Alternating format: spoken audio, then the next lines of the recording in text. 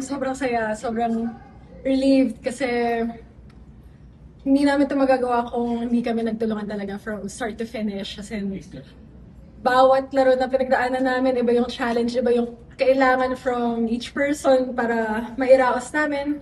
We had a couple of do or die games din na sobrang proud ako sa kung paano namin hinandle as a team. And ngayon, getting the championship, na hindi rin madali kasi nag 5 sets din kami. Nagbunga rin lahat ng hirap at lahat ng sacrifices at mga pinaghirapan natin. So happy ako. Gia, you were really emotional kanina after nung yung manalo. Yung take us through lang kung ano yung tumatak sa isip. Pagod na. Oh, nung fourth and fifth set kasi we really had to dig deep. Kasi pinupush talaga kami ng signal with long rallies and lahat ng paluin namin dinadepensahan nila. So we have to give it to them for preparing well and giving us a good fight. After the last point kasi, actually yung fifth set we weren't really looking at the score. We were really taking it point by point.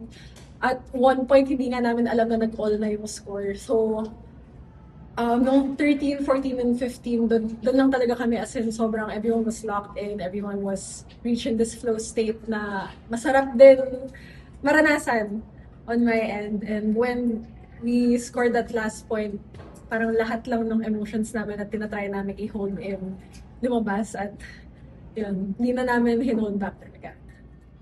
Gio, the last time you played finals nga for Creamline ng 2023, talo yun. And ngayong nabawi nyo na nga with Creamline, bago pa ba sa'yo tong championship feeling na to?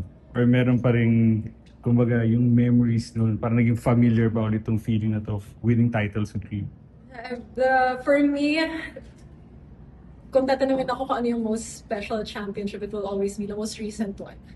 Kasi bawat championship na pinagdadaanan namin, ibang sacrifices, ibang story. Like, if you ask the team, pare-pareho kami nang sasabihin, iba yung journey going to this championship and even the past 10 other championships, iba rin yung journey namin to reach that. So, hawakan namin lahat ng natutunan namin this conference and lahat ng natutunan namin sa sarili namin, sa isa't isa.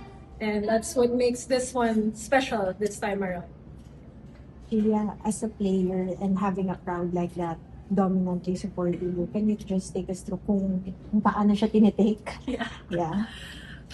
We had a lot of games, not just today's finals, na yung cheer ng crowd ang nakakadala sa amin.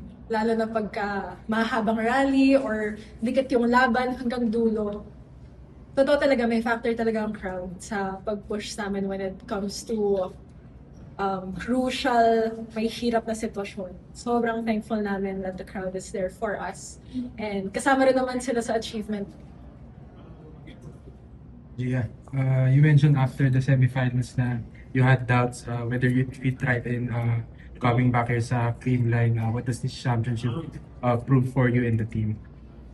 Na walang imposible kung magtutulungan lang talaga kami lahat.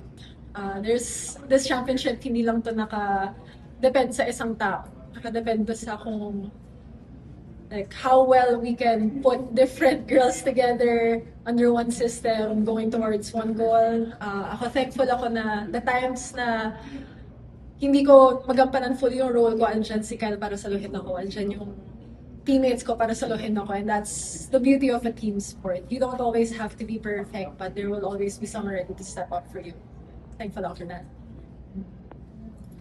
Hey, thank you.